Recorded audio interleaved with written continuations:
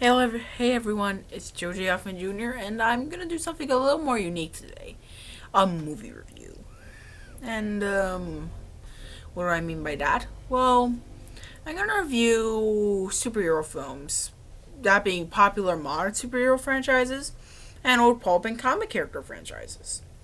I've decided to begin with 1994's Shadow movie. The Shadow was directed by Russell Mulcahy and written by David Kemp, who also did the 2002 Spider-Man film and Jurassic Park, among other things. Anyways, it starts with the title character, Lamont Cranston, aka The Shadow, but he doesn't become the Shadow yet. So, Cranston crashed into Tibet in the First World War, and he's now taken up to living as Ying Ko, aka Dark Eagle in our language, a drug lord and mass murderer in Tibet. He was kidnapped by the Toku, who taught him how to cloud men's minds and help him on his path to redemption, basically, whether he likes it or not. One text scroll later, and we cut to New York not long before the Second World War, where Cranston has now become the Shadow, who have a bunch of powers at his disposal, such as hypnotizing people, conjure various illusions, such as becoming a living shadow, and can seem invisible. And a villain named Shi Wan Khan, the last remaining descendant of Genghis Khan, comes to New York to fulfill his ancestors' goal of world domination. He makes an atom bomb, which he stole from Dr. Reinhard Lane, and he friends to blow it up.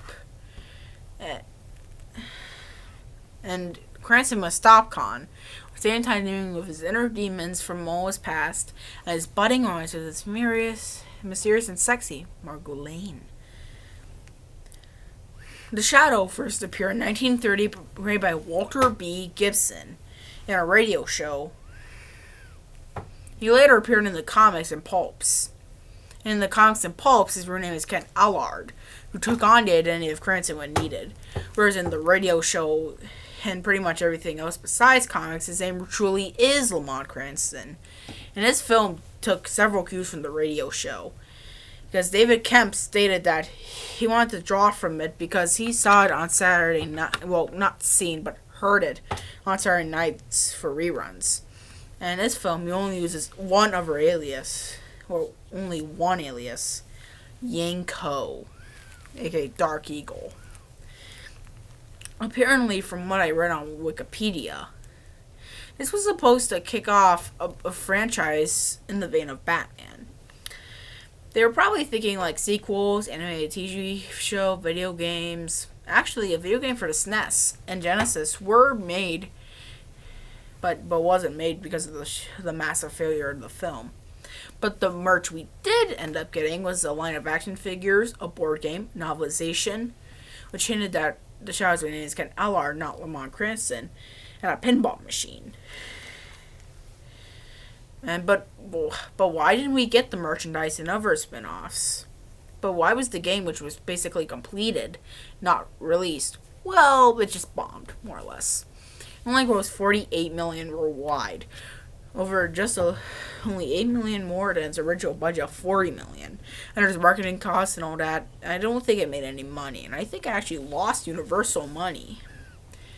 You see, following the success of Batman in '89, Disney, Columbia, Paramount, and Universal scrambled to make other films, but for some reason, instead of doing like Spider-Man or the Atom or hell, even Superman, they decided to do old pulp and comic characters. And thus, in the 90s, Disney gave us Dick Tracy and The Rocketeer, Paramount gave us The Phantom, and of course, Universal gave us The Shadow. All but Tracy were failures at the box office. And, despite its massive failure, what do I think the film is? A fairly untreated but pretty nice film, or just an idea that was doomed even even when it was being thought up? I'm gonna take a look today. I've known about the Shadow for a very long time.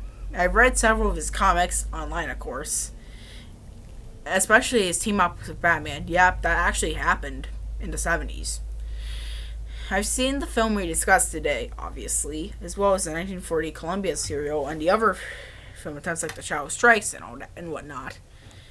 Listen to several of the episodes of the classic radio program, especially the ones with Orson Welles. I even got to read about a few of the old pulp magazines. I was really always fascinated with the guy. His design, well, kind of basic. It's pretty great. I mean, you think he's a bad guy, but no, he's a hero. And, now, if anyone with those powers is cool in my book. And I guess Batman could count, but I don't really consider him that. So let's begin. Let's take a look at the plot. Now, this got major criticism. I just discussed it, but I'll just give my opinions. Oh, yes, it's not really layered and complex like Batman the Animated Series was. It's actually pretty nice. And that's actually leads to the characters. Lamont Cranston, aka Linko, aka The Shadow, is a incredibly layered and complex character. Heroes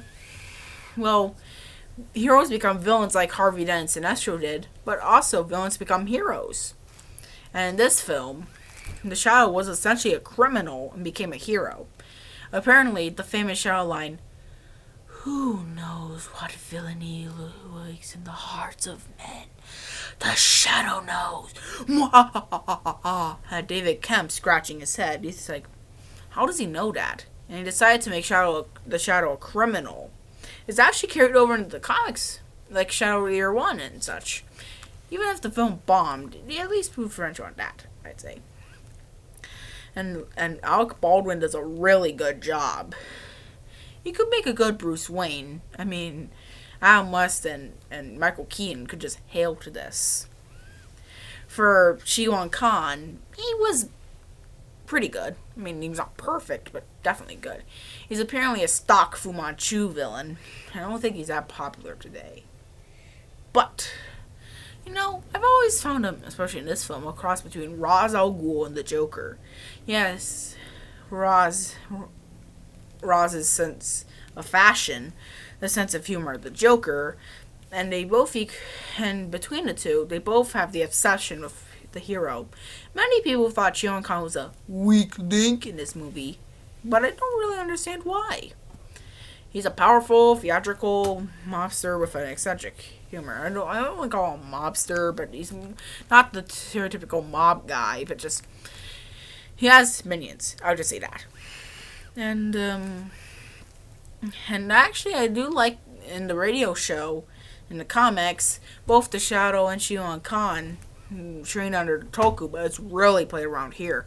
He even gave Khan the honor of the one who killed the Toku. Just imagine that. And for Margot Lane, she actually also has psychic powers, just like Cranston.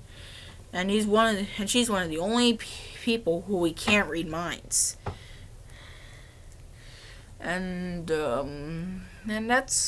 Margot Lane is usually the damsel in distress, but she, unlike most damsel in distresses, she doesn't scream in every ever scene like Vicky Vale did in Batman '89. Instead, she even saves the Shadow from being thrown in Khan's water tank. As for her dad, Reinhardt, who Khan stole his plans from, Ian McKellen does a pretty good job, although his American accent isn't really that good.